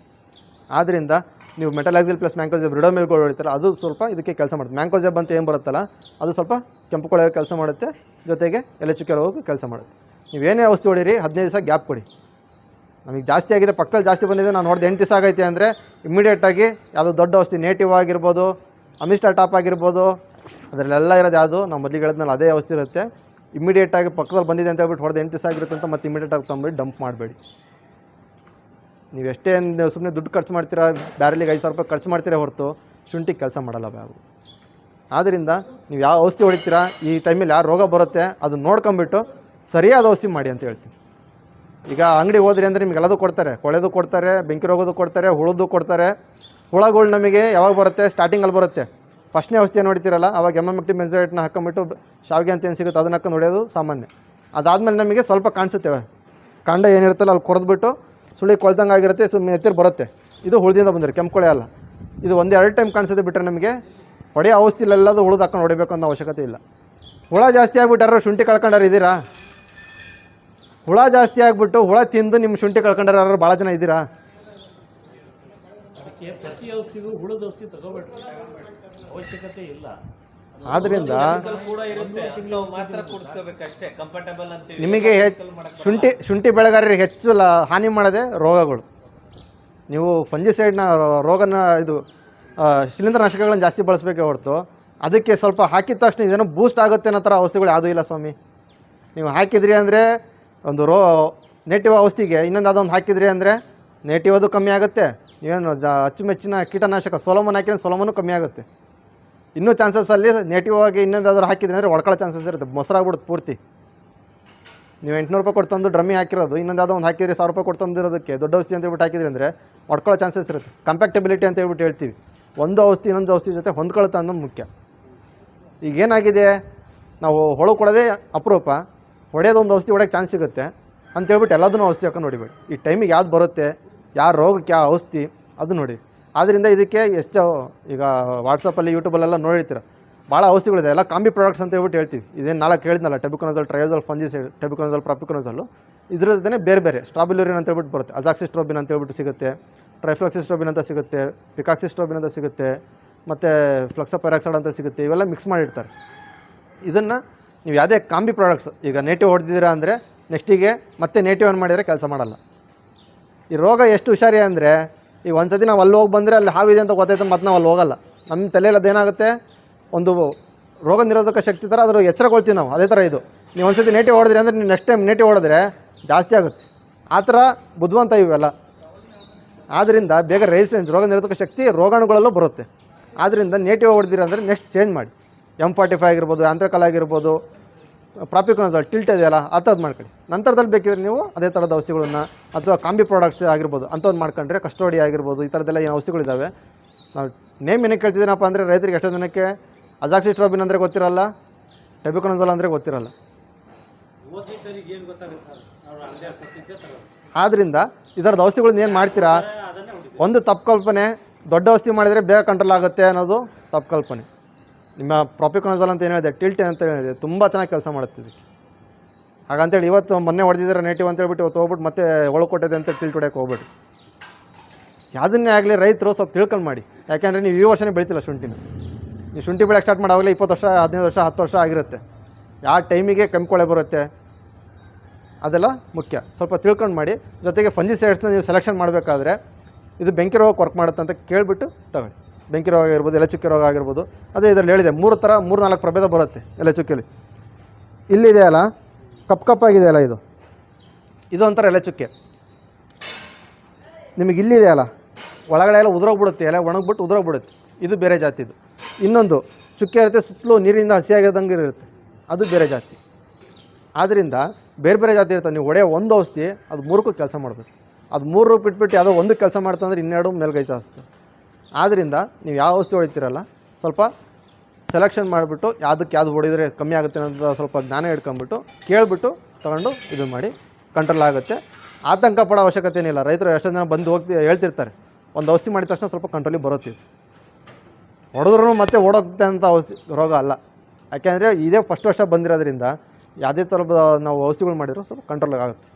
ಇದು ನಮ್ಮ ಗದ್ದೆಯಲ್ಲಿ ಅಡಿಕೆಯಲ್ಲಿ ಕಾಯಿಕೊಳ್ಳೋ ರೋಗ ಬರುತ್ತಲ್ಲ, ಆ ಥರ ಯಾವಾಗಿನ ತಲೆಮಾರುಗಳಿಂದ ಇರ್ತಕ್ಕಂಥ ರೋಗ ಅಲ್ಲ, ಇವತ್ತು ಬಂದಿರೋದ್ರಿಂದ ಅದು ಇನ್ನೂ ನಿಮ್ಮ ಗದ್ದೆಗೆ ಹೊಂದ್ಕೊಬೇಕು. ಅದು ನಿಮ್ಮ ಗದ್ದೆಯಲ್ಲಿ ನಿಮ್ಗೆ ಇಳುವರಿ ಹಾನಿ ಮಾಡಬೇಕು ಅಂದರೆ ಸ್ವಲ್ಪ ಟೈಮ್ ತಗೊಳುತ್ತೆ. ಎಲ್ಲ ಅದು ಗದ್ದೆಯಲ್ಲಿ ಬದುಕಿತ್ತು ಅಂದರೆ ನೆಕ್ಸ್ಟ್ ಆ ಥರ ಆಗುತ್ತೆ. ನೀವು ಏನೇ ಔಷಧಿ ಮಾಡಿದ್ರೂ 1 ರಿಂದ 2 ಔಷಧಿ 1 ತಿಂಗಳಲ್ಲೇ ಸ್ವಲ್ಪ ಕಂಟ್ರೋಲಿಗೆ ಬರುತ್ತೆ ನಿಮ್ಗೆ. ಜೊತೆಗೆ ಪೂರಕವಾದ ವಾತಾವರಣ ಸೃಷ್ಟಿ ಆಗಬಾರ್ದು ಅದಕ್ಕಷ್ಟೇ.